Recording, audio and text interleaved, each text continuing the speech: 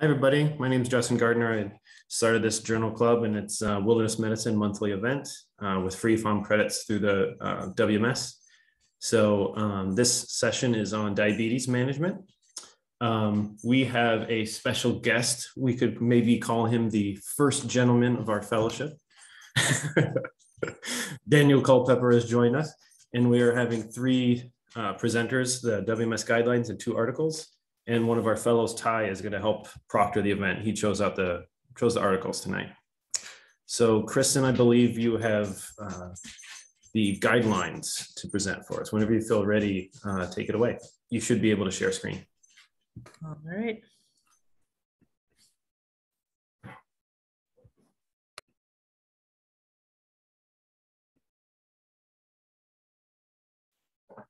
Okay, so the Wilderness Medical Society's practice guidelines for diabetes. These were produced in 2019 to kind of give you a time course of when this is.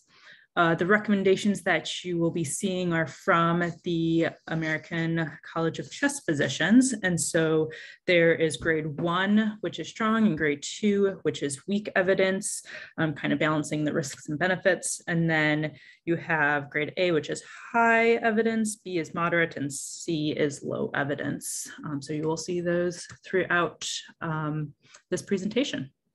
So I like to kind of start with the bottom line. So what's the big take home point, or at least the big take home point that I got from this recommendation is really to trial wilderness medicine activities in less extreme environments to learn how each individual person's body is going to respond, as well as how to treat higher blood sugars, lower blood sugars, equipment before going on to a more extreme event. The other big takeaway would be to have a plan for different diabetic emergencies as well as other common situations. And then I really liked table 2 in the article that just highlighted some of the common environments that people find themselves in, what their effect of the blood glucose is, as well as other effects, whether it's insulin absorption or just kind of managing insulin, or with some of the different testing for blood sugars. So starting with just the basics, so diabetes generally is classified into type 1 and type 2. There are some other types that are kind of above the scope of this article in this review. And so type 1, typically, generally, we see first diagnosed in childhood, and this is usually insulin, where your body just doesn't produce insulin, versus type 2, where we usually see that in older individuals, might have overweight or obese, and they can sometimes have oral medications, though sometimes do need insulin as well. The Wilderness Medical Society kind of defines a wilderness athlete with diabetes as an individual with type 1 or type 2 who participates in mild to vigorous intensity and exercise in a wilderness environment with limited access to medical care or at altitudes greater than 2,500 meters, other climate extremes, or just limited access to medical care and supplies. So just kind of looking at some of the different medications. So for type 2 diabetes, which is about 90% of people who have diabetes, some of the different oral medications we can use are listed here. Now, again, this isn't all of the different medications, but this was in the chart that they had provided in the article. And so Metformin is our kind of #1 go-to medication that we usually start most people with who have type 2 diabetes. A big consideration with this medication is if you use acetazolamide for high altitudes, is that there's this theoretical risk that it could increase the risk of the lactic acidosis. It tends to be a pretty rare side effect, but something that you should just at least kind of keep in mind. Another two that I'd like to point out would be your sulfonate urease. So that's like your glyburide, your glipizide medications, as well as the glinides. So the rapaglinide, natglinide. Those medications can cause hypoglycemia, low blood sugar. So that would be another thing to be aware of, is even if a person's not on insulin, they still could be at risk for hypoglycemia and hypoglycemic symptoms. And then the final one that I really want to point out is your Sglt2 inhibitors. So these are the medications that end in flozin. Now these work on the kidney so that you're essentially kind of peeing out a lot of the glucose. It prevents that reabsorption into the body. And so as you can imagine, that's going to cause essentially a diuresis, which can lead to dehydration. And then the other big thing would be this risk of euglycemic, so normal blood sugar, but still having DKA physiology going on. So that would be a little bit harder to detect. And then, especially in females, if you're going on a longer trip, there's an increased risk of UTI. So just kind of maybe keeping that in the back of your mind and having antibiotics available if that were to occur. Moving on to our insulins, and again, this isn't, all of the different kinds out there, but the most common kinds. So you have your rapid set of insulins, and so these usually will start to kick into effect usually within 15 minutes. So we commonly call these our mealtime insulins. For some reasons, including cost, people might use regular insulin, which peaks a little bit later, but also lasts a little bit longer. And then we have our long acting, which is kind of our basal type of insulin. And you don't have kind of those same type of peaks of effect. And it's, designed more to last for 24 hours. So those are, another medication. So usually you have a rapid and a long acting. And again, because of cost or other factors, some people, instead of being on a long acting, might be on like an NPH type of medication as well. And then the last one there at the bottom would be these ultra long acting insulins that are more around the almost 2 days. And so I just would have some caution with using those, because if you give too much, you're going to be chasing that low blood sugar for a longer period of time. So, but that, is another type of insulin that is out there. One of their recommendations is that patients should know how to adjust their insulin, and really discussing with their primary care doctor or their endocrinologist on what kind of adjustments should be made. So complications regarding diabetes. So when I diagnose somebody with diabetes, or I'm talking to them about their diabetes, there's really 5 big things that I like to talk to my patients about. So one, or I guess kind of 2 different categories. So one, I just consider more of the larger blood vessels. So that's your heart attacks and your strokes, and knowing that you're at an increased risk of that. And then you have your smaller, blood vessels. So the small blood vessels that go to your eyes, so making sure you have an eye exam every year. The small blood vessels to your kidneys, making sure that your kidney function is tested regularly. You test the protein in their urine. And then the small blood vessels that go to the feet, and as well as kind of the nerves down there as well, putting them at risk for numbness and tingling or neuropathy and foot wounds. So thinking about how blood sugar and exercise kind of work. So the article used this table to kind of explain whether blood sugar trends up or trends down with different types of activity. So at the top, you see more of that anaerobic type of activity. And that can lead to blood sugars trending up due to kind of some of the different counter-regulatory hormones that cause your body to kind of naturally produce essentially gluconeogenesis. For the more aerobic and the longer the activity goes on, your muscles are just constantly taking up glucose, and so you're going to trend more towards lower blood sugars. And so kind of having that in mind when you see, even you might have some form of exercise and your blood sugar is going up instead of down, to kind of know that kind of what's going on. So like most things in the wilderness, prevention is going to be the key component. If you can prevent something, it's going to be much easier than treating an emergency or a medical complication. So prior to even going out into the wilderness, some of the things that they recommend would be that the healthcare maintenance is up to date. So that would be some of the different complications like we were looking at. They recommend meeting with your primary care physician or the endocrinologist prior to going out into the wilderness. And there is a little bit of some kind of differences. So if you don't have any symptoms, your activity is not super extreme, the Diabetes Association says you might not need to. The American College of Sports Medicine still would say that it's a good idea. So again, very low risks of meeting with your doctor prior to going into the wilderness. One thing that was really interesting to me was this next part about the cardiovascular disease risk. And so you should still do a risk assessment. The ASCVD does a 10-year risk assessment.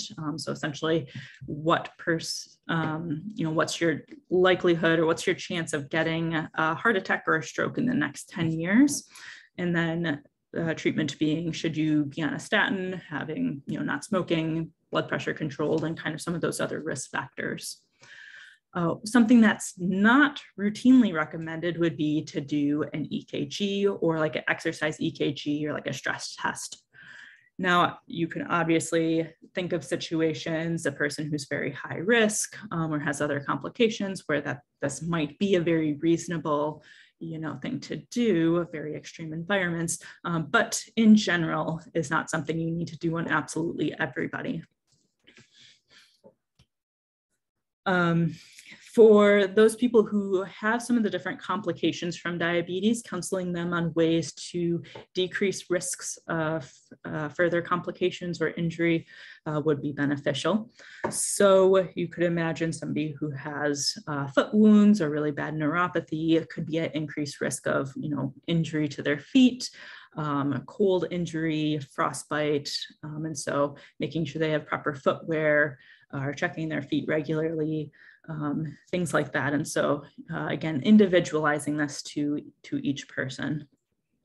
And then finally, in regards to the eye, making sure that your eye exam is up to date every year. And if there is any signs of retinopathy, to really talk with your eye doctor about the risks related to wilderness travel, especially in regards to altitude. So moving on to supplies, there wasn't any major, big surprises with the supplies. These are all of the typical supplies that you would prescribe to a patient who has diabetes, and really to make sure that you have backup supplies available. If you use an insulin pump, making sure you have extra, ways to give yourself if the pump, insulin if the pump breaks, if you making sure you have an extra, glucose meter, extra test strips. And then just kind of written down an emergency plan in case you couldn't take care of yourself, or, kind of what people can do to help you out, or what you can do yourself to help if you start noticing your blood sugars climbing high, or, going down.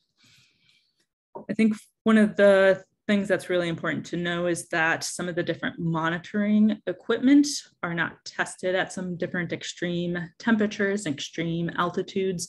And so they can definitely vary. And they can vary, I think the article said 3.5% to 8%. And so is this clinically significant? It may or may not be, but just to know that there can be that, that error, kind of margin of error with that. And then another thing is make sure that you keep it warm. So that's in the, a coat pocket. It could be in your sleeping bag and protected. So, in the center, of your backpack somewhere to keep it safe.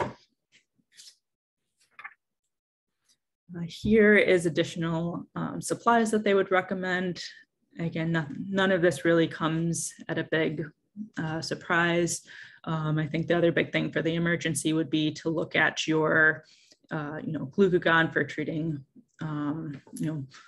low blood sugars, your ketone strips if you're having high blood sugars as well. So insulin, as you may recall, is a protein, and as such, proteins can denature in both high and low temperature extremes. So it is very important to make sure that it does not get to those extremes, so less than 2 degrees Celsius or more than 30 degrees Celsius. And so that's, again, we're testing it in some of those other, kind of less extreme environments can help, as well as carrying extra insulin. There are some commercial products like this where essentially it's a cooling pack to keep the insulin cold. And this is nice because you just put it in water, it turns cold, and then whenever it runs out, you just put it in water again. So if you're going on a long multi-day trip, you're going to continuously have some way to keep your insulin at a cooler temperature.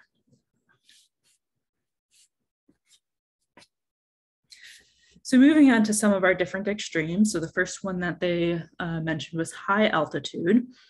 And so with high altitude, a person may require more insulin. And they also recommend, again, monitoring on shorter trips to learn kind of what a person's trend is with their blood sugar first. Having diabetes in and of itself does not put you at a higher risk of developing different high altitude illnesses, things like HAPE, HACE, acute mountain sickness. However, some of those symptoms can be very similar to other symptoms of hypoglycemia, DKA, hyperglycemia.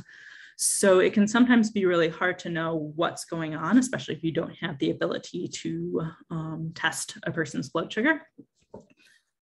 And so, if you are at all concerned, the safest thing would be to take the person down to a lower level of altitude, as well as potentially treating them for hypoglycemia. And so kind of attacking it at several different places. Let's see, yeah.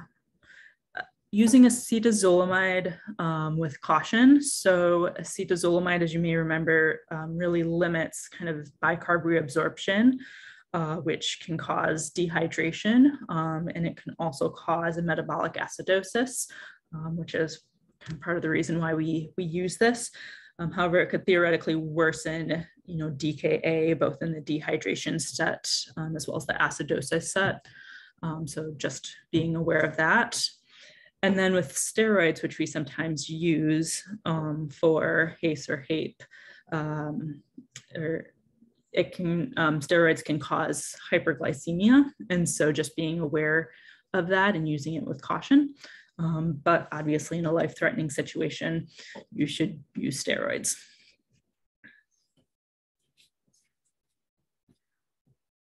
Going to our cold and our hot environments, there's not a lot of data. What they do know is that you're at increased risk of frostbite and increased risk of heat illness. They do know that if you're at a cold environment for 10 days and have type 2 diabetes, it can improve some insulin sensitivity. One of the interesting things is that skin temperature affects the absorption of insulin. So if you're at a colder temperature, the insulin is going to absorb into the bloodstream slower than if you're at a warmer temperature. And so again, this goes for both extremes in terms of how fast the insulin might kick in. And so really kind of, if you're in a cold environment, you give somebody insulin, you could overcorrect and give them, more insulin too soon before the initial insulin has enough time to kind of get into their system, which could, lead to hypoglycemia. And then glycogen resynthesis is impaired in hot environments, so it can be harder to essentially refill your glycogen stores. The last thing I wanted to mention on this is just that people who have diabetes, especially type 1 diabetes, have impaired sweating. There's a lot of kind of theoretical why this happens, potentially due to just impaired blood flow to the skin. So just being aware of heat regulation from that, and again, leading to an increased risk of heat illness. In regards to monitoring and treating your blood sugars, kind of creating your trend, one way that you could start to try and create your trend is measuring your blood sugars every 30 minutes for about an hour to an hour and a half before exercise gets started, during exercise, and then once exercise has completed, monitoring it for about every 2 to 4 hours to see kind of what the blood sugar trend is. Is it increasing, decreasing, as well as what you would need to use to treat that. They mentioned that the ideal blood sugar goal is around 130 to 180, but again, this is all very, very individualized. For treating, lower blood sugars, 10 to 15 grams of carbohydrates for every 30 to 60 minutes of low to moderate activity is usually pretty reasonable. If you just got your insulin bolus, it might need to be 30 to 60 grams of carbohydrate. And to kind of give you an idea of what that looks like, so there's glucose tablets that you could use, hard candy, a half a cup of juice, a half a can of regular soda, a cup of milk, would all be kind of examples of that type of carbohydrate load. The other big thing would be hydration. And again, this is all individualized, but as you can imagine, high blood sugar, can lead to dehydration, electrolyte imbalance, all through this osmotic diuresis. And so people who have diabetes may need to drink more frequently or more frequent than their thirst would otherwise indicate. Here is an example of what you could kind of start with in terms of treating different different blood sugar levels. And again, individualize this kind of as you need. So going on to kind of the hypoglycemia and hyperglycemia that we've been talking about. So you should have a plan for treating hypoglycemia, including glucose repletion or using glucagon. Typically kind of starting with kind of that 15 grams of carbohydrate. Cake frosting is some people's favorite. Honey are, there's the glucose gels, there's, your favorite thing. Anything, basically something that you really enjoy eating would be a great, that has enough carbohydrates would be a great solution.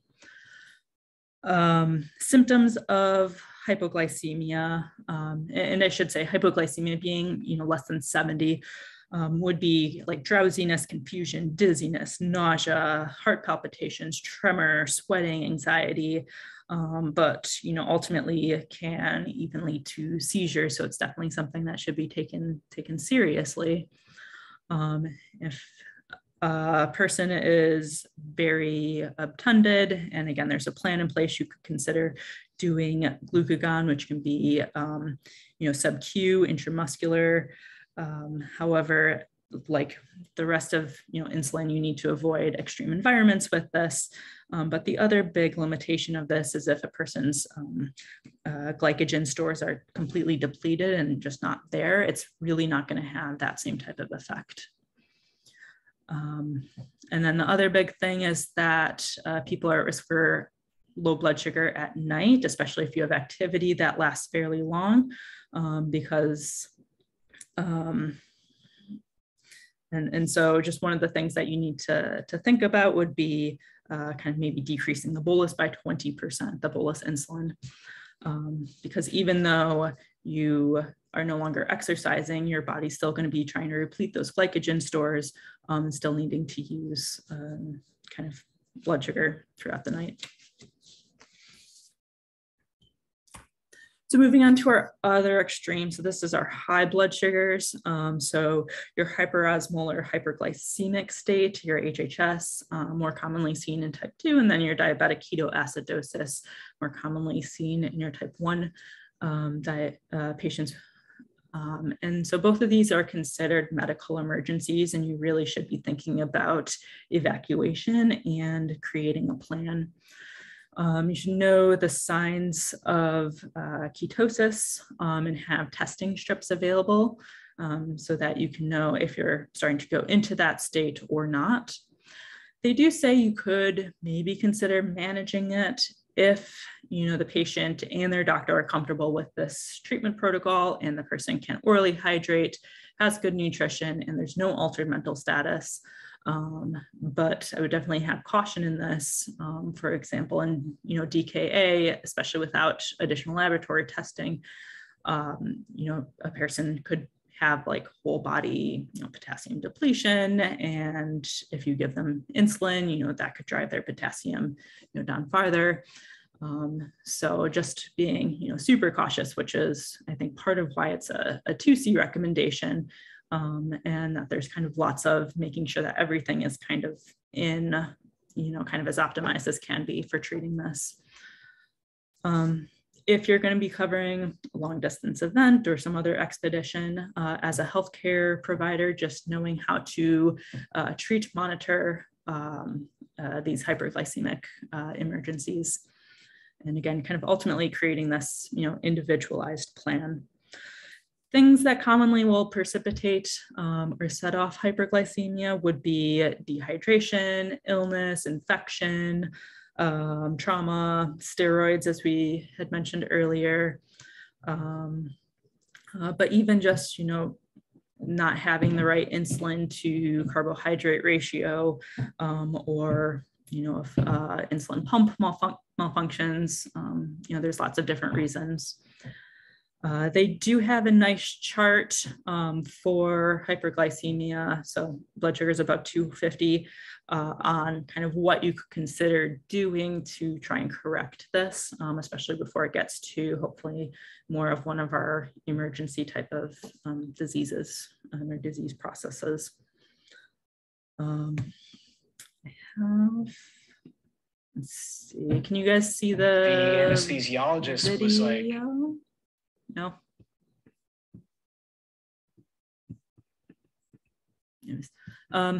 Kussmaul breathing is pretty classic for DKA.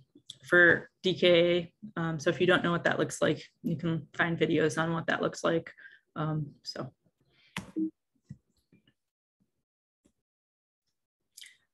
And then finally going to technology. So there's all sorts of really cool technology being developed, and really there's no data. They haven't tested it at these extreme environments, but they can monitor your blood sugar every few minutes. So it gives you even more data, hopefully can help prevent either hypo or hyperglycemia. And these are both the insulin pumps as well as the continuous glucose monitoring, and plenty more new technology is probably going to come up. And so this would be talking with your primary endocrinologist or doctor about if that's appropriate or not. And again, testing it in environments that aren't as extreme. And so with that, I think that is all that I have on these guidelines. All right, thank you very much. Any questions on the guidelines?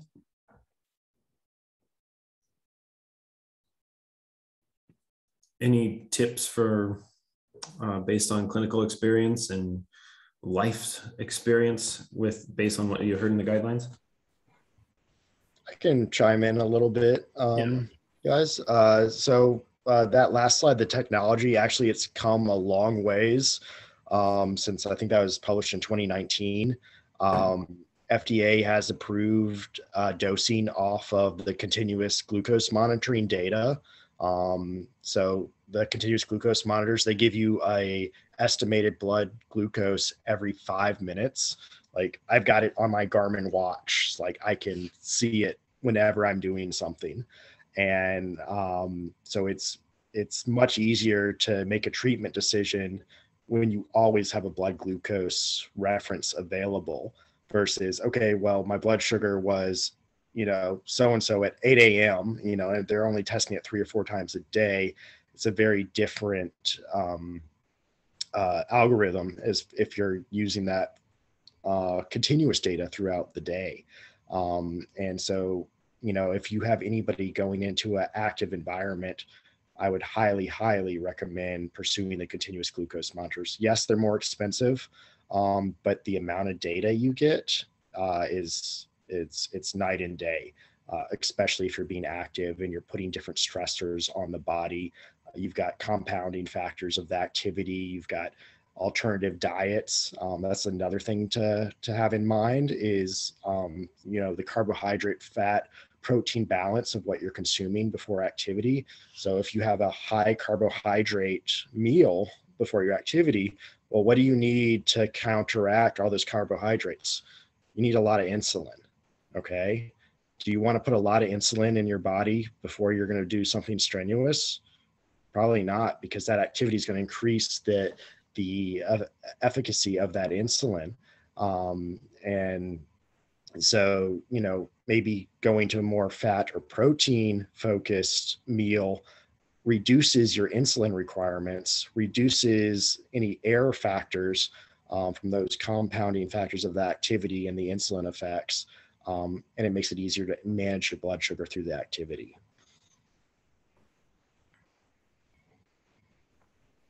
How did you go about obtaining the system that you're using now?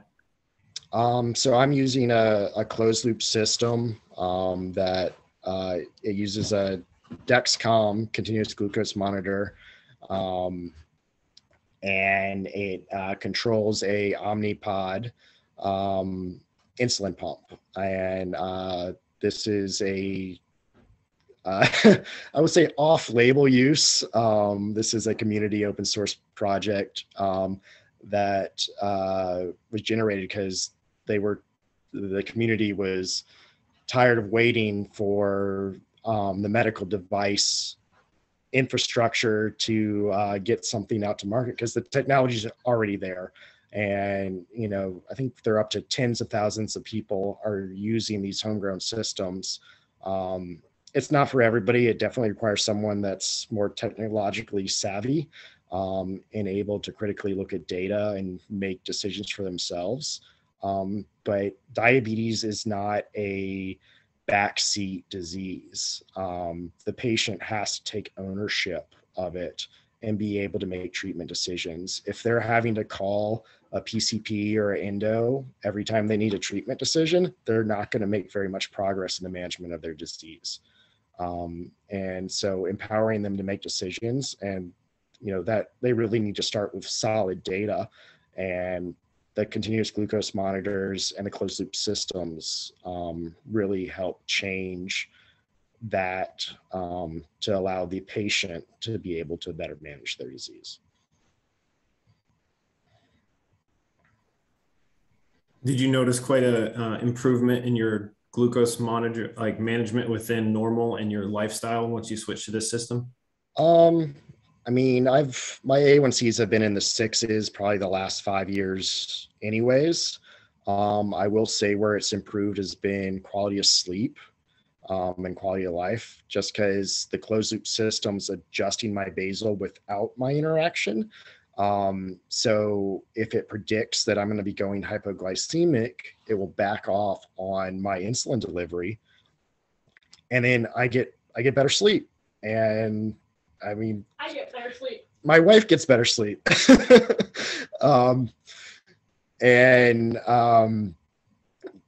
You guys are all in medicine. You know how you do when you have less sleep than optimal. And it just makes me a better human being. And that small aspect of just getting 7 to 8 hours of good sleep without a hypoglycemic episode a couple times a week, it's a game changer. Kristen, I thought you did a really good job unpacking the guidelines. It was like 26 pages long. So you did a really good job of kind of like focusing on the major things that are pertinent to our practice. I was curious for you, Daniel, kind of going through all those different kind of environmental factors, kind of dealing with hypo or hyperglycemia. What personally kind of have you felt that you encountered the most, maybe doing some kind of a wilderness medicine activity, and how you've kind of come out of that? Yeah. So you just have to be prepared for contingencies because stuff gets lost, stuff breaks, nothing goes to plan. And, take baby steps. Just, don't jump right onto Everest or something. Like you're gonna do some training hikes, you're gonna practice things out in more controlled environments. And it's the same thing with diabetes. Just take small steps and slowly ratchet up the intensity or the exposure or the lack of support or the resources till you get where you're comfortable. Because as you go into those different environments, you're going to be given new scenarios where you need to problem solve. You need to figure out a way, do your wilderness medicine, figure out what you can do with what you got. And, hey, maybe if I had this one thing, it would make this so much easier to manage in the future. And, you can adjust your kit that you're carrying with you so you're better prepared in the future. And, I haven't allowed, like when I was first diagnosed with diabetes, I was in high school and I was like, oh, I'm never going to be able to do all the things I like to do anymore. And I thought I would never be able to scuba dive. I thought I couldn't, go backpacking anymore. I thought I couldn't row anymore, all these things. But that's just not true. And, you're not going to go out and do the most intense thing. But you start at home and you do little day trips and then you slowly progress to, bigger and bigger expeditions. And, it's all possible. It's all possible. And, sometimes you'll, maybe be hiking with Jesse Gaynor and you won't be told how long you'll be going for a hike and you don't bring any snacks from your bag or anything. And it ends up to be a multi-hour hike and you're starting to get a little hypoglycemia. Hey, don't blame me. But then you have awesome friends like Jesse who are willing to don't have crazy friends and get you some snacks. So, but don't forget your wife and my wife. I stayed with you to save you. Keep him alive until we got back. It all worked out. It was a great scenario. Yep. It's good to have those case studies. So, and that's the other thing is like, you're diabetic in your group, if you got one with you or a patient, like they shouldn't be shy about telling people about their disease. Like they will need your help at some point. It's entirely possible. If they're hypoglycemic, they're altered. They're not going to be able to communicate or maybe self-treat. They may become a little irritable, I'm told. So, them being forthcoming about their disease is in their best interest, and it's nothing for them to be ashamed about. Is there anything you wish your endocrinologist or PCP would have told you differently when you first found out or first got into all the outdoorsy stuff? Yeah, I wish they had told me it was okay to change my settings. Because the way it was presented to me was, yes, it was something that I had to manage as my disease, but what was communicated to me was if I wanted to make any change whatsoever to my ratios, my basal structure, like that had to be in a face-to-face conversation with my endocrinologist. And, if that's ever happening every 4 to 6 months, that's just not often enough to capture the changes of life and, to get a concrete treatment plan in a timely manner. Especially when you have someone that's a teenager and, going through hormonal change, all sorts of things are going on. And, it's, I just being able to embrace ownership, that needs to be well communicated to the patients from an early age. I can imagine anybody who's kind of new to it or experiencing changing doses to their meds during COVID with how hard it is to see specialists, is probably very frustrating. I had one last question, and then I'm sure we'll probably want to do some articles, but have you been using your unit and then had any problems with temperature, like when we went cross-country skiing, or in any hot environments with it? I've never had any permanent damage to any of my insulin due to temperature extremes. I'm always good if we're in cold environments, you know, I've got it, you know, in a vest, I've got it pretty close to my body. It's not something just stashed in a backpack. If it is stashed in a backpack, I put some of those little hot hand packs near it to keep it from the freezes. Kristen, that picture you had of the Frio packs, I've got a couple of those. I've used them when we've been in the tropics and that kind of thing.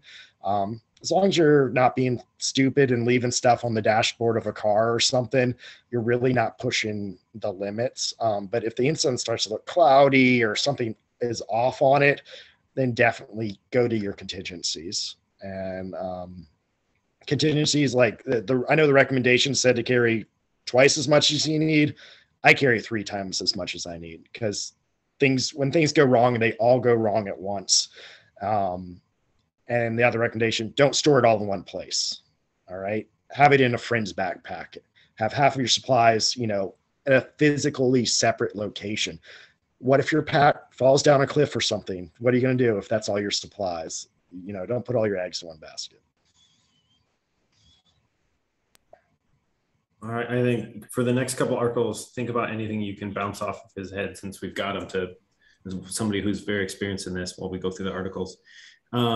Ty's going to help me out, helping proctor through these next couple articles here. Anybody particularly want to go first? Emma? Yeah, I can go next. I feel like mine is a good jump off from Kristen's because it's a literature review. So let me just pull it up here.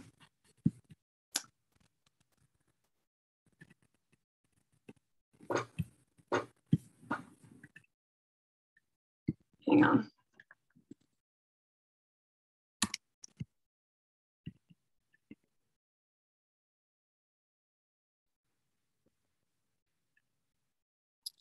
So to start share, okay, I got it. There we go. All right, so hi everybody, it's nice to be here. My name is Emma. I am an OMS4 from TCOM in Fort Worth, and I am presenting on adventure travel in type 1 diabetes. And just to preface, sorry if you hear my son screaming in the background. He doesn't want my husband to put him to bed, so don't be alarmed by any screaming. So this is a literature review that was written by Patricia Brubaker. I don't know if that's how you say her name, but I just wanted to give a quick shout out to her, since reading this article, I think she's a pretty cool lady. She is a type 1 diabetic herself, and she also is a mountaineer, and she wrote this review in 2005, and it's pretty comprehensive, although some of the research has been evolving that you have just seen in Kristen's presentation. So this is her on the left here, and I think that's her spouse there summiting the mountain. So quick shout out to Patricia. Good work, Patricia.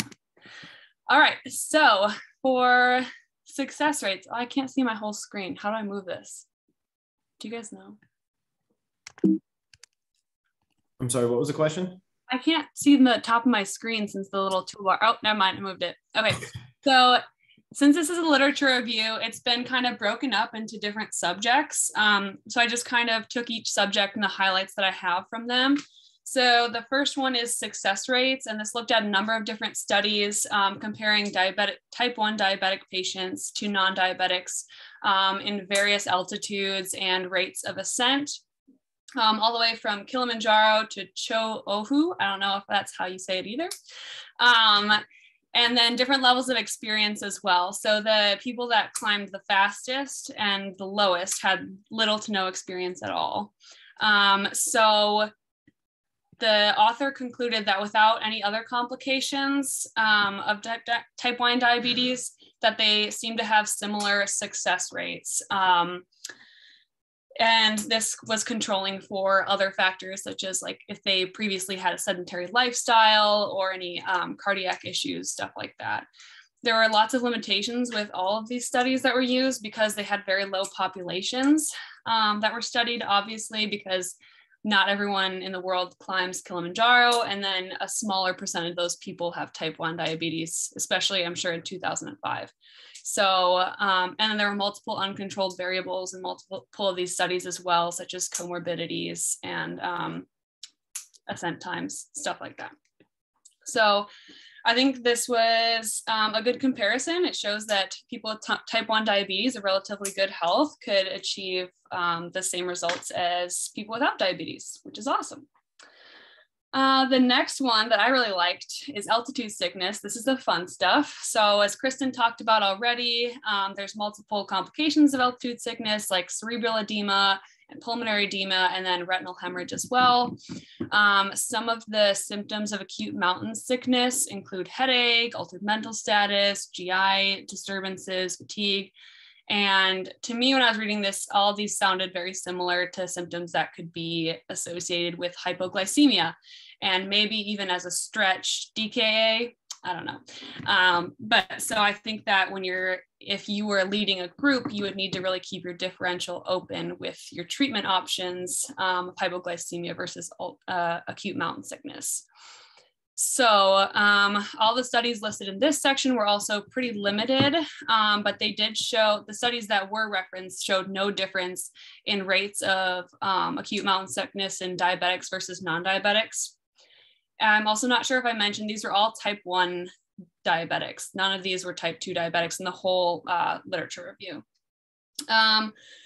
And then it also talked about patients with dialysis that had been in some like hypobaric studies, but I'm not sure how pertinent that is to our practice either, because when are we really advising patients on dialysis to go mountain climbing? We can talk about that later maybe. And so some of the treatments for AMS include acetazolamide, which Kristen talked about earlier. They're all different dose ranges that were referenced back then, but we want to keep in mind acidosis and renal function with these patients. So 2 out of 15 climbers in one of these studies that were taking acetazolamide just for prophylaxis, not for treatment, developed DKA. And then none of the, there were no cases reported in the other references that were not taking any acetazolamide as prophylaxis. So again, this is a very limited study in comparison, but it does give you, or I think it would give me kind of more pause to be treating some type 1 diabetics with acetazolamide, especially if they had decreased renal function. Another thing that Kristen touched upon, using glucocorticoids in treatment for AMS. You want to worry about hyperglycemia and DKA, be very wary of that. Usually they recommend waiting until the patient is in an emergency to resort to these things, since you, again, could be chasing your tail and then treating another illness. And then, so yeah, and then I was gonna say with the high altitude retinal hemorrhage, there are no studies that have been, there were no studies at this time that had been done, especially on patients that had type 1 diabetes, but they did recommend, they kind of hypothesized that patients with pre-existing retinal disease, especially in diabetes, were at greater risk for this. So to have a good eye exam before going on one of these trips, and kind of counseling your patients about being careful of the risks of that. All right. The next section, or kind of sections, were about glycemic control and metabolism. So one of the things that came up is a lot of patients at high altitudes get hyperglycemia. That's due to an unknown mechanism. There were a lot of studies that were referenced that didn't really have conclusive evidence, but basically it's possibly due to the increased norepinephrine and cortisol levels through extrapolation from other studies. So it was shown that norepinephrine is increased 2 to 10-fold on immediate rise to high altitudes, and then after being up there for a while can decrease a little bit over time. Also, cortisol levels are known to be increased due to hypoxia.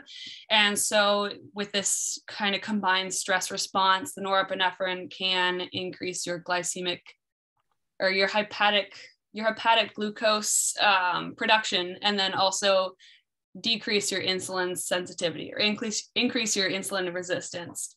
So through all of these things, you're at risk for hyperglycemia and DKA. Other things that had to do with glycemic control, in one study, only 50% of blood glucose readings of all the patients on a trip were within their target range. Another study showed that while they were at high altitudes, their A1C levels changed from 7 to 7.9%. So at this time, there was very little evidence as to why this was happening, but there were plenty of cases that showed that there were hyperglycemia at high altitudes. Also, you have to worry about hypoglycemia for obvious reasons. You're exerting yourself more, maybe not eating as much, and so you need to be very careful about that as well. So that was about the glycemic control. So a quick note on medication and supplies. As we just talked about kind of in depth, you need to keep your insulin warm. It can denature at very cold or very hot temperatures. Anecdotally, the author noted that she at one point kept the insulin inside of her jacket with multiple like hand warmers around it, and it still froze, and she had to go back to base camp at one of her climbs. So that can be a very difficult thing. Carry multiple vials of insulin, try to keep them as warm as you can. Also with the risk of hypoglycemia, make sure that you have glucagon, and make sure that somebody else on your team knows how to use it, because if you need glucagon, I'm sure that the diabetic in the group will teach us, you might not be able to use it on yourself. Another thing that they talked about in depth was the glucometer. At this time, they really didn't have a lot of evidence in 2005 about how well it worked, but they were saying that possibly due to the cold at the high elevations, the glucometers just were not reliable. And they had abnormally or incorrectly high or low readings. But now, since Kristen touched on the current evidence, we know that they're still unreliable within a certain percentage. So that just makes your treatment of your diabetics just all the more difficult. And then ketone strips is another tool in your box that can help you, even if you're not really sure about your glucose readings or your symptoms. Maybe your diabetic isn't really sure about when they're truly hypoglycemic. This can help you to know when they're going to be going into ketoacidosis or ketosis in general. So here are some of the supplies that they listed. Obviously, all of these things, carbohydrates, they mentioned long and short acting, and then IV setup with little resources and being far away from a hospital and needing to possibly treat ketoacidosis in the field. It'd be helpful to have some of these things on hand. And then the insulated packs, as we mentioned. Here again, this is kind of just general travel supplies. A couple things that are different that I didn't initially think about is fluconazole to treat if you don't have access to more hygienic resources. Yeast infections, stuff like that can probably be run rampant, so have that on hand. And then maybe think about different antibiotics for your diabetic patients, as they might be more susceptible to different infections than non-diabetic patients. The last kind of list slide. This is just like general recommendations, once again, that Kristen already went over super well. So like she said, know how your body normally reacts to different types of stress. I think that's the most important thing before going on a huge trip like this, is practice and see how your glucose levels react. And then monitoring ketone bodies, I think, would be helpful, especially when you're not sure if your glucometer is going to be effective in monitoring that. So I think even maybe when you're practicing, monitor those ketone bodies and see how your body's adapting. Next section listed in this review was about anorexia. Again, it was kind of an unclear mechanism, but at high altitudes, climbers had decreased appetite, making glycemic control more difficult. So they decreased their food intake because of this lack of appetite, and also obviously an increased BMR for normal reasons. The thought behind this at the time was that norepinephrine was inhibiting leptin's response to insulin. So they were just having anorexia and increased leptin activity in their body. So my takeaway from this was just make sure that food is attainable before you inject your insulin. Make sure that you're checking your blood glucose often, and eating maybe even if you're not very hungry. Some general recommendations that they mentioned towards the end of the review were temperature, like we talked about already. Make sure that your insulin is warm, and that your glucometer is staying warm. I guess they mentioned also like trying to warm it up in your hands before checking your glucose. Another recommendation was be mindful of time zone changes. A lot of these high altitude hikes cross at least 1 or 2 time zones. So it can be difficult to know when you're supposed to time your insulin if you usually take it at a couple regular times per day. So making sure that you have that conversation with your physician and your guide about when you should take your insulin, when you should adjust it along with your sleep cycles. Hygiene, we already kind of mentioned a little bit. But just knowing if you don't have access to clean water, to maybe bring some extra supplies to help you stay clean. Diabetics are very at risk for UTIs, and then if it goes untreated, pyelo. Also skin ulcerations can lead, I know not as much in type 1 diabetics, but you still want to be careful about it. It's hard to take boots off in these situations. I think it's good to keep an eye on all the skin infections in these people and stay on top of it. And then again, maybe bring some other antibiotics you might not usually bring. For GI disturbances, dehydration can be a huge problem in diabetics. And then also if you have diarrhea, you're losing bicarb. If you have an infection, you're increasing your glucose. So all of these kind of physiologic changes put your diabetics at increased risk for getting really, really sick, especially if you're far away. They could end up dying from these things. And then again, like we talked about, resources, hospitals aren't available, bring your own IVs. And then food availability. If you don't know when your next meal is going to be really careful about your insulin. Okay. And so these were my kind of takeaways just in general to sum up for those that I lost. So I think preparation and counseling of the patients and of the team together is really important. It's important for these patients to get in and have a pre-trip physical, including an eye exam if they haven't had one, and a cardiac exam for the reasons that Kristen had stated earlier. And then also, like our diabetic mentioned, being really honest with your team about your limitations. The author of this article also talked about an experience that she had with another friend who was a type 1 diabetic mountaineer who didn't tell anybody that he was a diabetic and ended up getting really sick on a trip and no one knew what was wrong. So being really clear with your team, telling them how to treat you with glucagon if necessary, and packing all the supplies necessary. Then again, packing adequate supplies, but also knowing the limitations.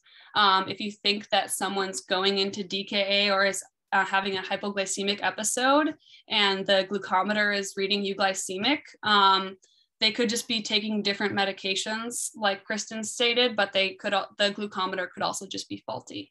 So just keep that in mind and don't let that rule out a serious sickness. And then prophylaxis and treatment of altitude sickness versus hypoglycemia versus DKA. Again, just being prepared, testing yourself beforehand, and then being cautious in using acetazolamide with your renally impaired patients.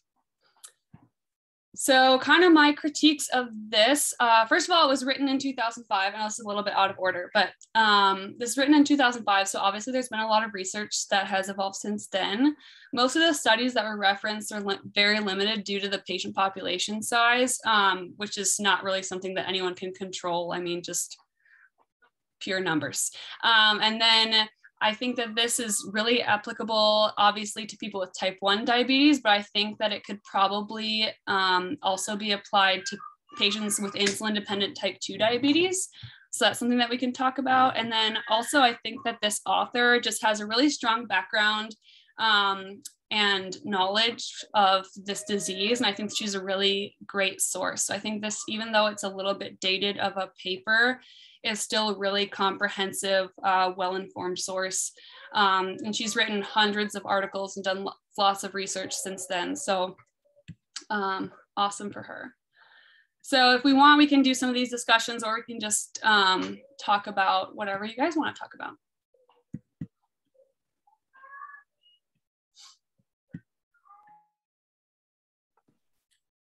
All right, Ty, any questions or? Yeah, Emma, awesome job. I think you did a really good job of tackling this paper and kind of going through what the strengths, the weaknesses, and kind of how it impacts your clinical practice. It's kind of hard to find really interesting diabetes in the wilderness articles for Journal Club. So yeah, awesome job with that. What was your first question as far as the kind of topic on there?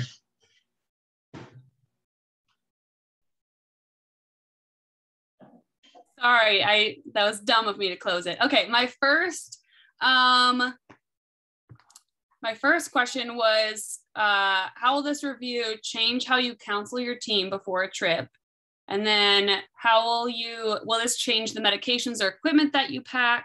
And then how can these recommendations be tailored to those who are traveling at lower altitudes, such as the Rocky Mountains, or to those with type 2 diabetes?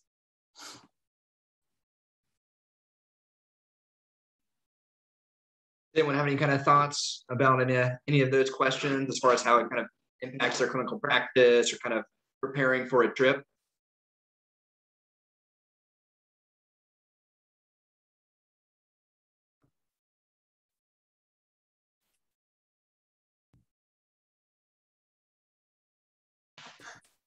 Has anybody else dealt with this in personal experience or counseling patients? So, hey. Oh, you go ahead, Lindsay. I think you were about to talk. Yeah, so I kind of missed a few minutes because my phone went down. But I had experience with doing like a diabetes camp with a bunch of 15-year-olds that we took on like an overnight backpacking trip. And it ended up raining on us on our trip. And because it was a camp for the kids to like learn about diabetes, we also had no one on like CGM or having pumps. So everyone was giving themselves shots, and we were using glucometers. And so on that trip, like first, like the kids had a week and a half of camp before the backpacking trip, where we had them like just practicing their calculations and everything. So basically doing trial runs pretty much every day, doing outdoorsy things to get ready for this. And then on the trip, some of our biggest problems was like rain and getting like glucose or like getting blood samples for like checking the blood sugar because it was so wet and getting their fingers dry. So we got to like practice like more treating them occasionally, like we were on the river canoeing, just treating them based on like symptoms a couple of times until we could get somewhere and get everyone dry enough to like check their blood sugars on shore and stuff. And then we just had to like make sure we had like an extra amount of strips. So I think that was like the biggest like preparation thing, is just always pack more strips and meters and insulin than you think you're going to need, because you just never know what's going to happen on your trips. Yeah, I completely agree. That's kind of what I took from it as well. I think pre-planning and contingencies, and, maybe not try to go do Kilimanjaro or, another one of the 7 summits or anything crazy to start out with, but maybe not quite as high altitude, and kind of gradually building up that expedition and experience. I think that's definitely something I kind of think about moving forward.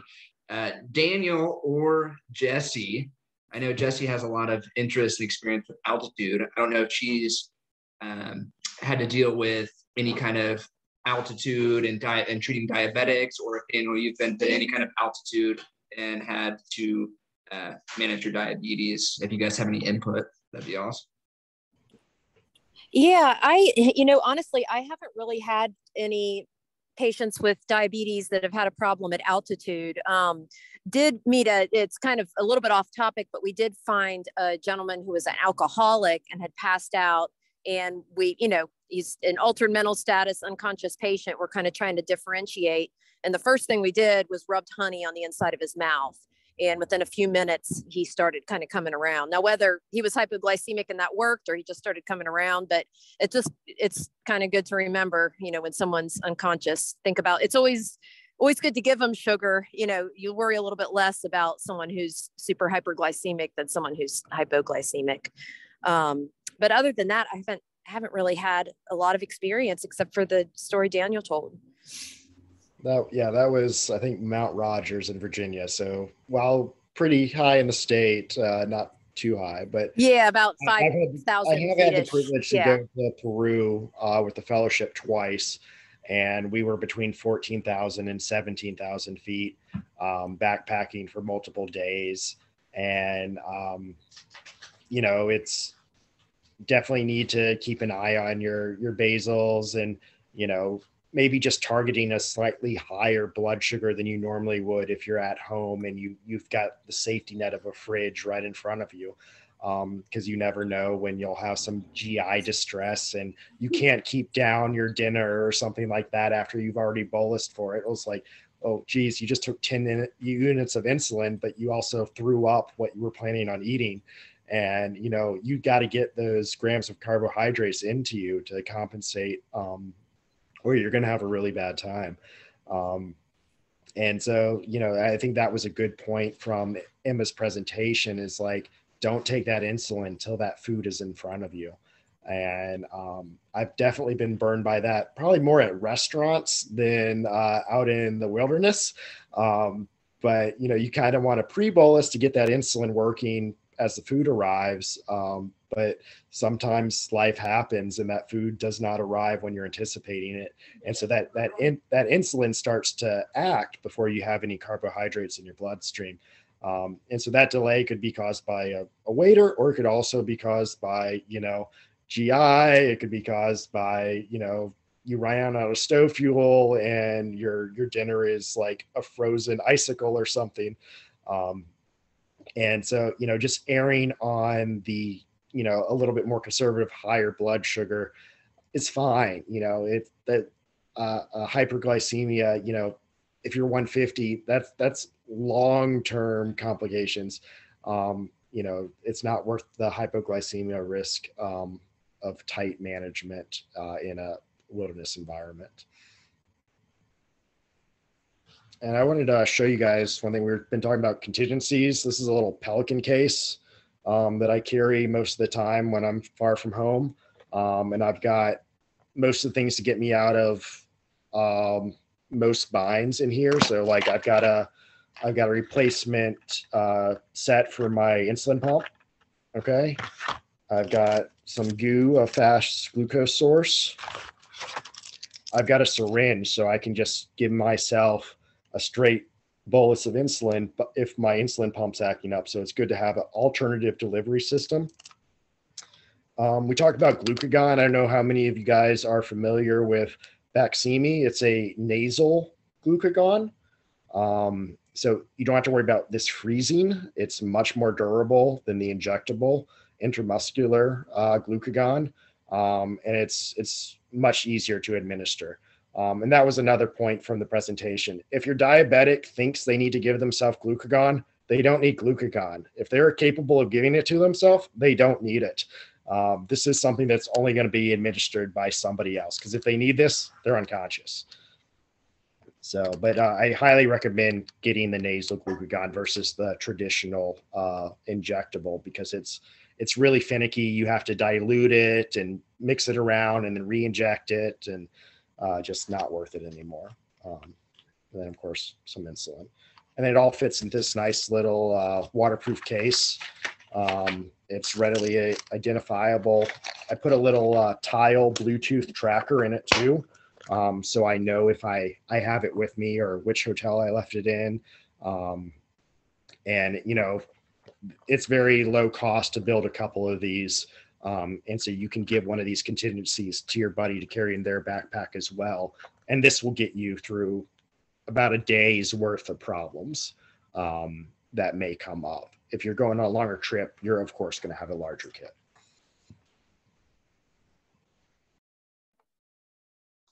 And I think too, going to altitude, initially I kind of just thought about like the exertion and, potentially, altitude illness, the complications. But yeah, I just read the book Into Thin Air, which I recommend for everyone to read, but kind of goes through the account of summiting Everest and kind of all the events that happen, but kind of thinking about all the things that happened in that book with GI illnesses and weakness and injuries and that anorexia kind of once he's getting towards the summit, imagining that kind of in a patient that had diabetes, I think that would just add a whole nother kind of element to it as well. So if you do kind of read that book, try to think about if any of them had diabetes, that would be an additional. Well, especially when you're at altitude, like sometimes it's hard to eat, like you're just not hungry, nothing's appetizing, and finding something to force you to get some calories throughout the day is super important for a diabetic patient.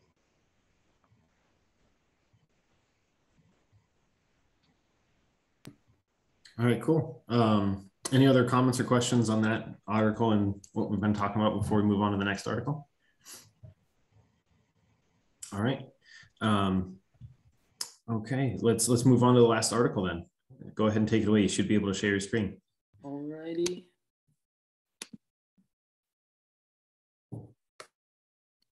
How is it? Can everyone see?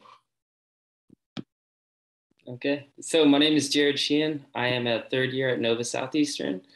And I read this article. Although that we said it might be hard to find interesting articles for type 1 in the wilderness, I think we did find one. This one is called Closed Loop Control During Intense Prolonged Outdoor Exercise in Adolescents with Type 1 Diabetes, the Artificial Pancreas Ski Study.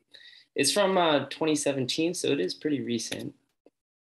So just to give you a mountaintop type view of this article, it took about 33 teens, put them on the mountain and tested to see if a closed loop system, an insulin pump, was better at controlling their I don't think we can see your screen.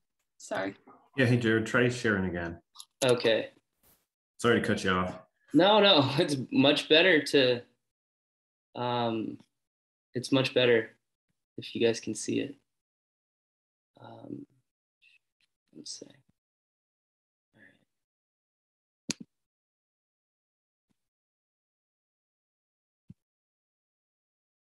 All right. How about now, guys? Yes. Okay, good. All right, good. All right, so yeah, like what I was saying, they took a bunch of teens, put them on the mountain, and had them ski, and wanted to see if the closed loop system was able to control their type 1 diabetes better than a different type of insulin pump. So so just to go over that, this is an artificial pancreas, a closed loop control system, and they're looking to see if it'll improve glycemic control during intense physical activity in adolescents with type 1 diabetes.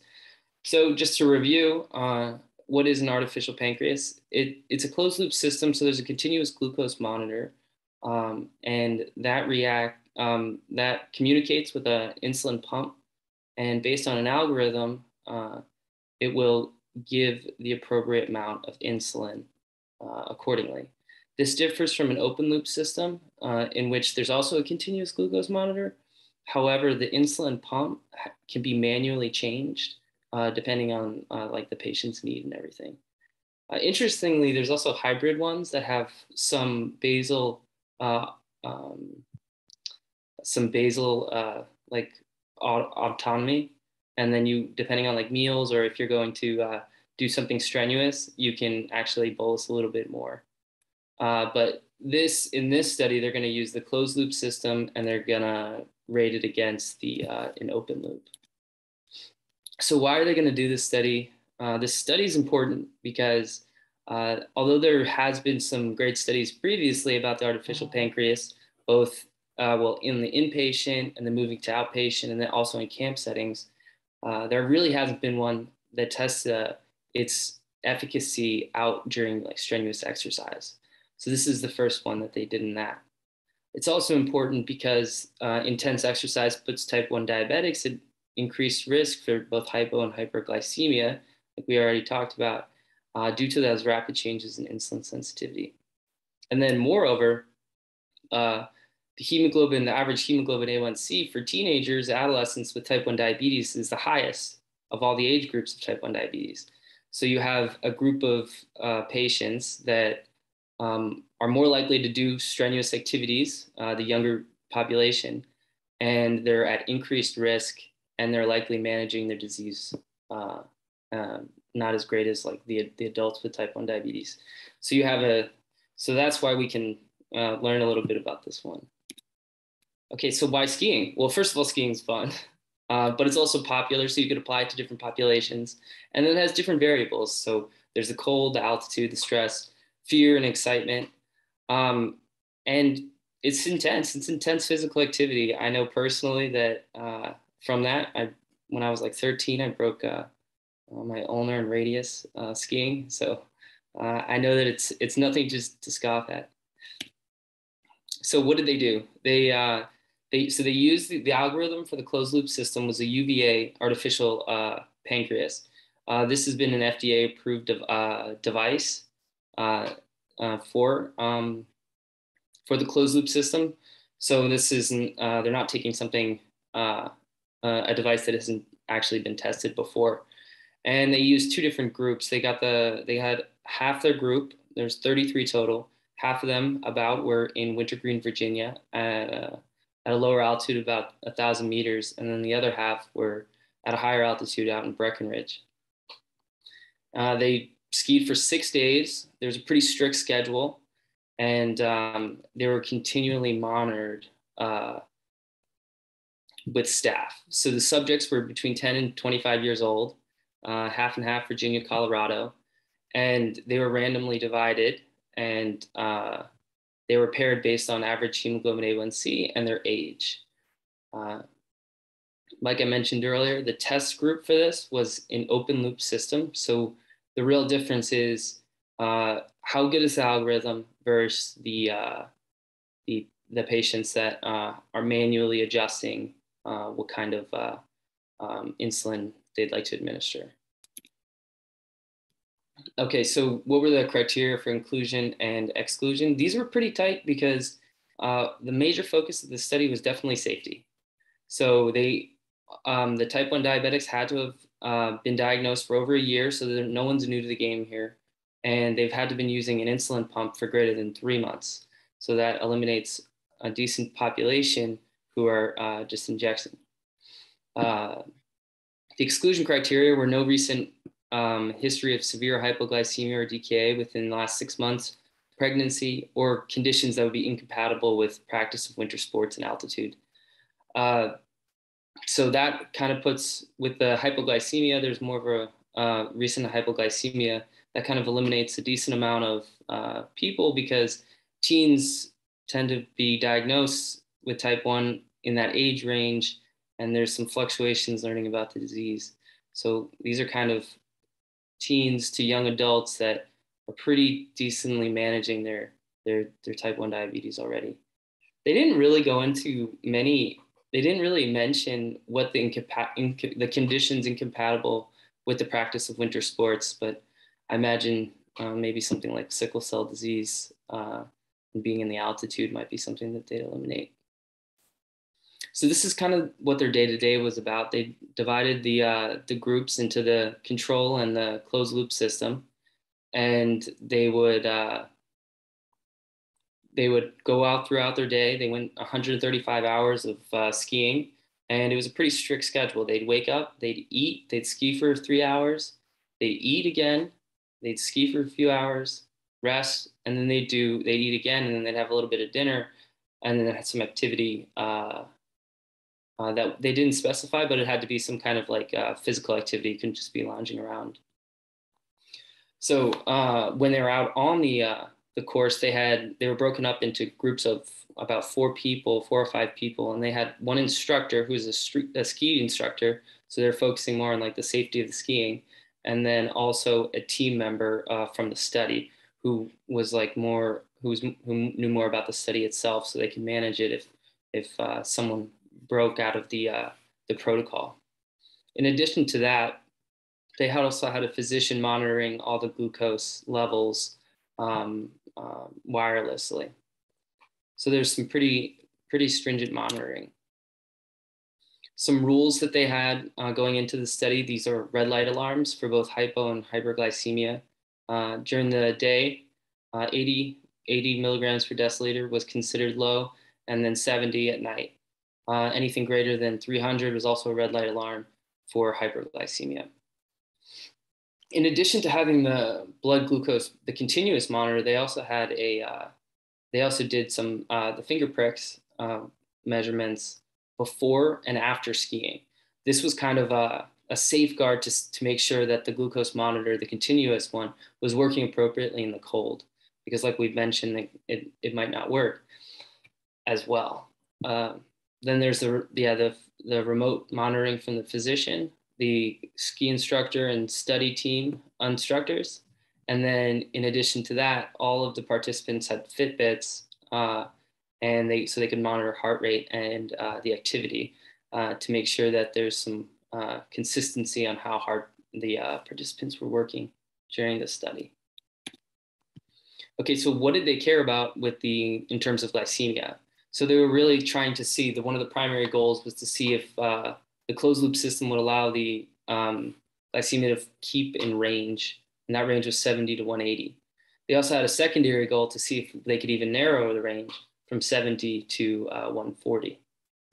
They looked at average glucose reading, total insulin use, time spent in hypoglycemia, time spent in hyperglycemia, and then total number of hypoglycemic treatments if needed. In addition to all those aspects that they studied, they also broke it down into day, overnight, and then ski time to see if there were any correlations, which there were. Once they collected all the data, they used an ANOVA, a univariate ANOVA with treatment mode as the fixed factor, and then the ski snowboard level and hemoglobin A1Cs as the enrollment covariance. They used SPSS and then prepared it in the MATLAB. Pretty standard statistical analysis. So what did they find? So they found that the closed loop system was able to keep the skiers in range better. This was a 7% increase to be in range with a solid p-value of 0.005. Improvement was found throughout the entire day and at night, which is significant due to the hypoglycemia and increased risk at night. So this is one of the main figures that they provided from that talks about range. You can see in the solid line with the more the darker hue of gray, it has a tighter range, and you can see that particular compared to the control, the RMSAP, on the left side with the lighter gray range. You can see that that the range of the glucose range was higher, and particularly at night, but also consistently. And then they used the Fitbit activity to correlate those ranges with what they were doing throughout the day. So you can see that like right after they ate, their sugar jumped, and then they started skiing, and it started to fall. So this is more of an interesting aspect that they added to it. Another significant result they found was the average blood glucose decreased during the day, but not at night.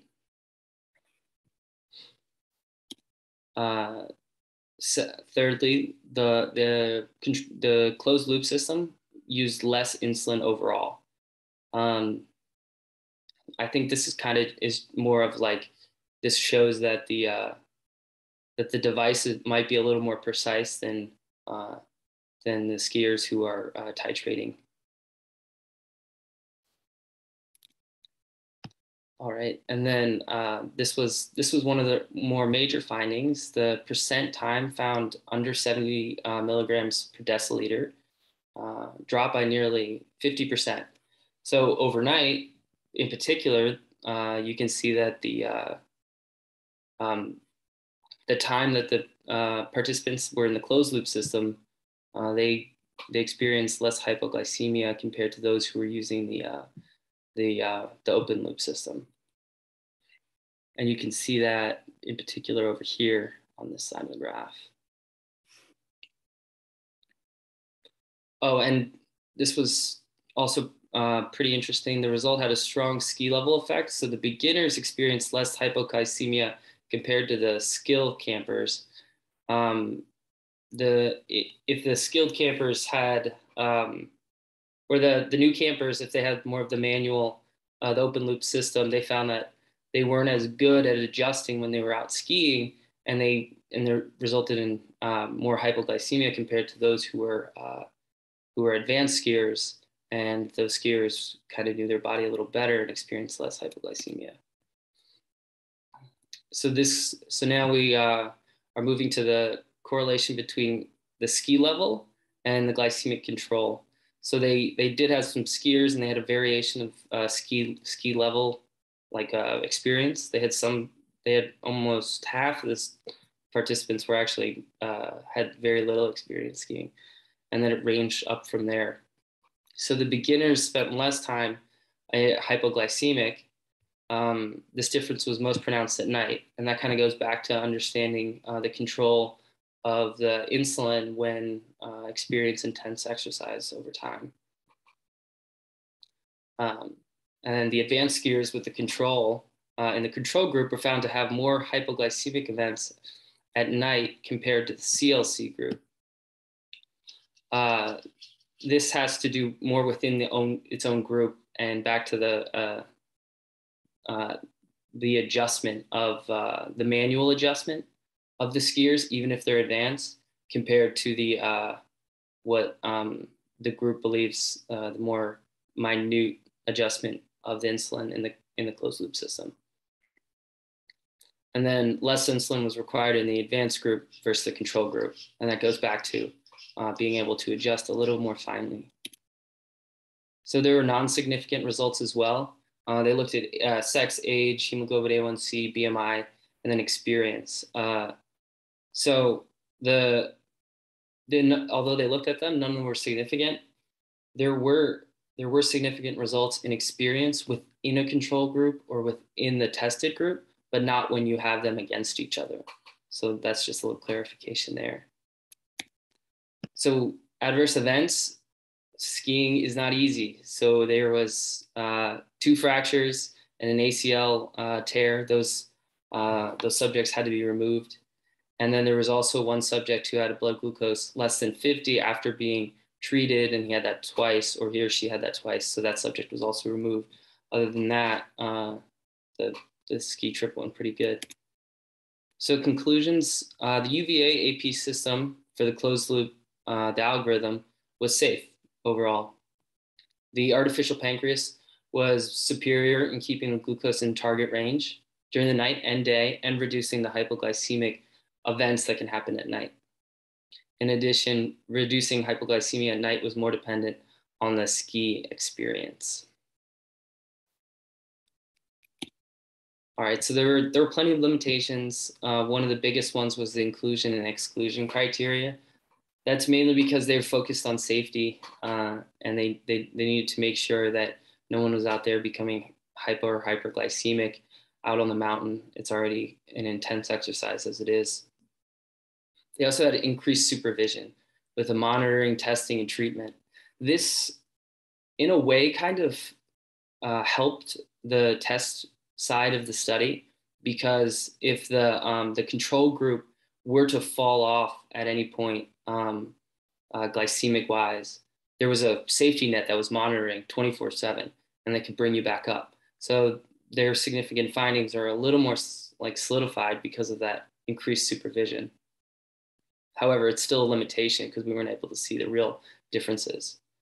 And then there's a control and treatment arm was paired only to hemoglobin A1C and age, leaves out other variables that we could have paired them with, such as gender.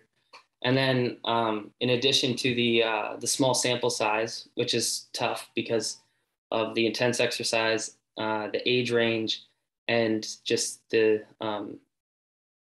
smaller population of type 1 diabetes overall compared to type 2, it's tough to get a big population. And then the study duration was only 6 days, but you can't ski for that long. All right, moving forward. So what this study does is shows that the closed loop can work well in intense exercise. And then it opens the door to show that it's been safe and it can work. And now we can open it up and try to do studies moving forward that are less stringent, don't have as many safety protocols, and can be more generalized to the population. So that's it. That was the study. Pretty interesting one. Does anyone have any questions?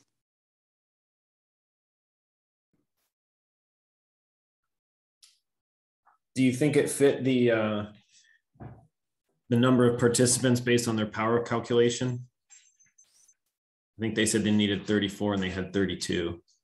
Yeah. How do you think that affected the study?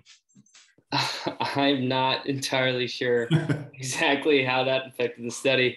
It's pretty close. But I'm not a statistician, so yeah. Yeah, I don't know. I like to see it when they at least reach the number they're looking for, when that number is as low as 34. Why do you think they chose the two locations of Wintergreen Park in Virginia and Breckenridge out in Colorado? I think they were looking at, they were trying to test different ski levels, both in intensity, and then also they were trying to look at altitude as well. But those didn't have as many significant findings, so they didn't bring it up that much. Yeah, and probably convenience, since one of the devices they were testing was from UVA. Right. So they go to the local one, and then they go to probably one of the most famous ones, because that's great. Good job, Jared. Good job breaking down all the kind of the results section. There was a lot of different kind of subgroups and kind of different types of analysis, but good job. Other than Jared, what did you guys think about this overall kind of study design?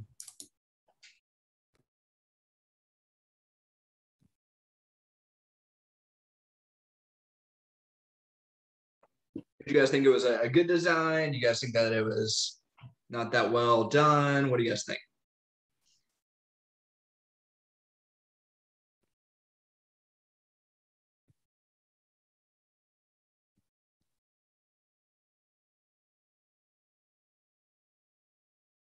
Oh, hold on. I'm reading. Dee just put a long post in the chat, so I'm just. Dee, do you want to expand that? Sorry, I was having issues with my mic there for a second. It actually kind of goes aligned with your question about the design, because I was actually curious, because if I understood correctly, the ski time that was mentioned that spent with like the riding instructor for each group, was that only looking at normal recreational downhill skiing? Because I'm curious to know if, did they look at other types of, like other forms of skiing, whether it be cross country or, like racing styles like slalom or jumps, or for example, like tricks, things like that? They used the Fitbit to try to monitor how many steps people were doing, and they kind of used that as their activity. But yeah, and it didn't go into the exact type of exertion, and it didn't really mention whether they were going on greens or blacks and stuff like that. So that's why they didn't really mention the heart rate and the activity as, like, they used it as something they could do in another study. Yeah, I was actually going to make a mention, just as someone who, like, I love technology when it comes to medicine, and I could attest that Fitbit's not really the best, especially when it comes to skiing. Like, I'm very surprised they were able to get such good data if they did from the Fitbit, because very, very often it would freeze if you're very high up, or if you like sweat way too much, then it will like dies out, because it's happened to me multiple times. So I'm surprised they didn't use like a Garmin or something that would even incorporate like the altitude measurement as well.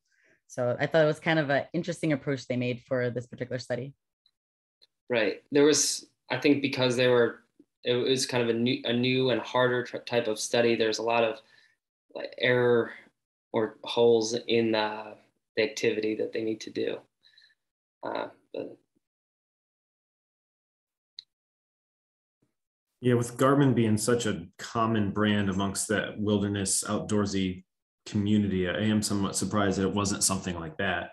But I suppose the generic Fitbit's probably cheaper and more available for the average person doing the study. And yeah, I'm sure slalom and moguls would be much more aerobic than just kind of riding your ski pizza slicing down. So, and I think they did try to get some variability just with different experience levels, and tried to match those kind of in their study. But overall, it was a randomized control trial. They did a pretty good job of, they had a primary outcome. They did a pretty good job matching between, the participants and kind of preventing confounding variables. And overall, it seemed like it was a pretty good study design, very kind of well thought out. I think that's, when you look at studies, kind of looking at their methodology is such a huge part of how that's going to impact your practice. And if those, whatever their results end up finding, if those are valid or not. And I think really looking at those methods and seeing if it was a well done study is kind of the first step of that. Ty, UVA's got a very active diabetes research group. They've been doing closed loop for probably 5 or 6 years in different iterations. And I think they've also done some like dual hormone loop tests. So like I get emails from them about participation and all this stuff. Fortunately, it requires going to Charlottesville pretty often, so I've never had the opportunity. But if anybody's interested in getting involved, I'm there. Charlottesville's very, very close. That's awesome. And what Jared kind of touched on it, but what do you guys think about like the generalizability of the study, as far as like how it applies to the population as a whole?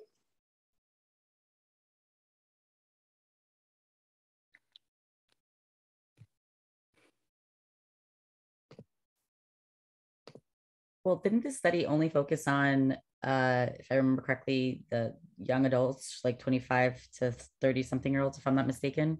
So, I mean, obviously a lot of skiers could be older or younger. So would it exclude a lot of the population in terms of the study to generalize it further? Yeah, Dee, I think you're on it. It was a very narrow age range, and in these kids, they were overall pretty well controlled diabetics. They had all had pretty significant prior history of using a continuous glucose monitor. None of them had been in DKA for the previous 6 months. None of them had real complications, and they were all, or at least some of them or about half of them were pretty experienced skiers who are used to doing some pretty active things. So I think it's a really cool, awesome study, especially for that age group where I think it is super beneficial. But I think that was kind of one of their big points is, expanding that to different age groups, different kind of activities, and trying to include kind of a larger that apply to others in future studies. Daniel, do you think like the time within normal and the decreased time under 70 for glucose level is kind of alluding to how you said it just makes you feel so much better and get better sleep? Yeah, I mean, I think that was either the first or the second takeaway was increased nighttime control, reduced hypoglycemia events. and it's just an added safety net. It's doing those calculations for you every time it has that CGM updated data every 5 minutes, and that allows you to sleep because it's making treatment decisions for you. And no, it's an excellent study. I wish I would have been able to participate. Wintergreen's where I learned how to ski when I was a kid. So I'd be bumming if I got in the Wintergreen group and not the Colorado group. Me too. Definitely want to go to Breck instead of Wintergreen. When you get your randomized assignment card. Oh. Yeah. And what was the year of this study? Was it like 2018, 2017? 2017. 17. Yeah.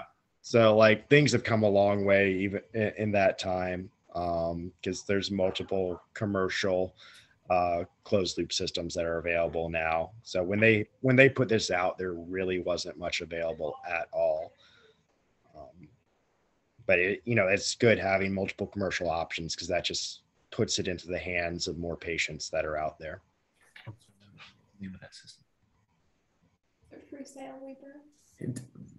Since I'm still so curious about these different devices, have you looked into the Freestyle Libre much? I have a kind of bird on my shoulder here giving me questions I should ask.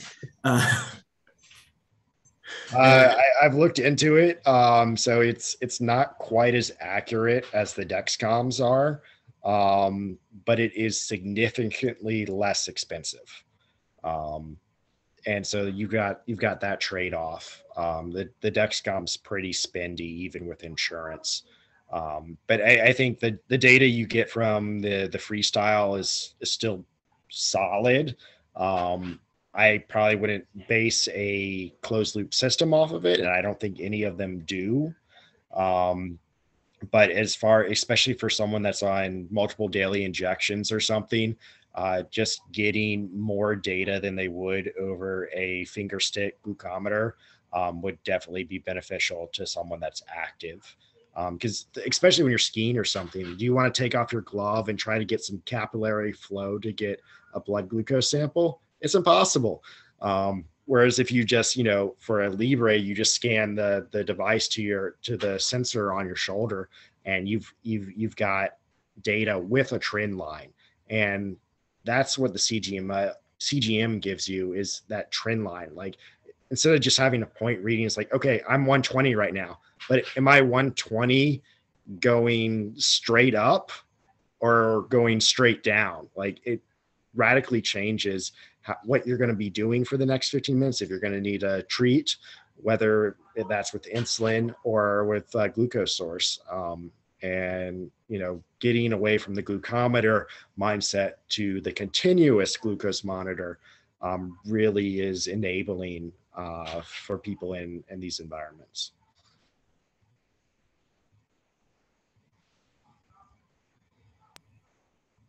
Yeah, it's very helpful when, patients in general, like the hypertensives who keep a good track of their daily blood pressure checks, and same thing with the diabetics who keep a good log if they're doing finger sticks, or if they have something like the Freestyle Libre with a trend. And in the ER, I'm just like, I don't know, talk to your family doctor. Good luck.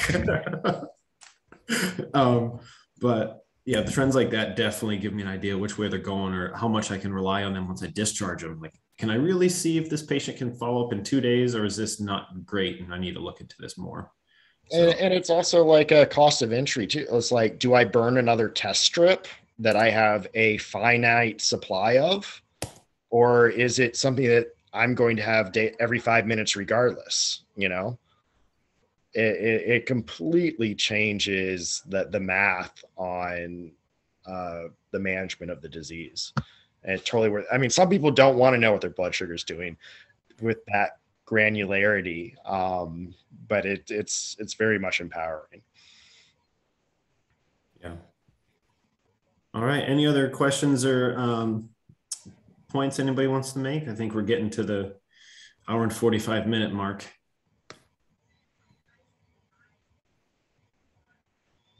All right, I'm just gonna. So as far as the diabetes talk goes, I think we can wrap that up. So thank you very much, Daniel, for joining us, and Ty for helping us choose the articles and help proctor. quick update on the Journal Club series. Next month, December 28th is on orthopedic injuries. That's going to be the last session in this current 6-month cycle. I'll compile attendance from all the journal clubs and send out the certificates once I get that completed. So expect those sometime in the first part of January. And I just set the schedule for the next 6-month cycle from January to June. And I'll get all that out to you. And I'm updating the registration form and the output Google Excel sheet. So all the registration forms will be up and ready to go here in a minute. But that was just a quick update. And one last plug, I was getting texts from my program director during this, and we are setting a med war here in Virginia. It's being set up by one of our residents, and our fellows are helping out. So if anybody is not restricted by COVID-related travel restrictions, I think I'll be sharing some advertisements about that shortly. Should be a fun event. I think it's April 10th. Is that right, Ty? It's April something. Yeah, I think that's right. 10th or 15th of April should be a fun wilderness medicine event, MedWar style. Students, residents, attendings, fellows, it'll joint teams. It should be pretty fun. It's the 10th. April 10th. April 10th. Okay. So everybody just kind of keep an eye out. And I'm also going to send out in the follow-up email to this journal club info about, I get emails all the time about how to submit FOM credits, how to do FOM, how to get involved. I'm going to send you links to 2 fireside chats. One was like how to get involved as a student and how to get involved with a student interest group. And the other is just about the FOM. So I'll send that as well as all the updates I give for the journal club. So just keep an eye out for that. I'm going to end recording now. Thanks everybody for joining.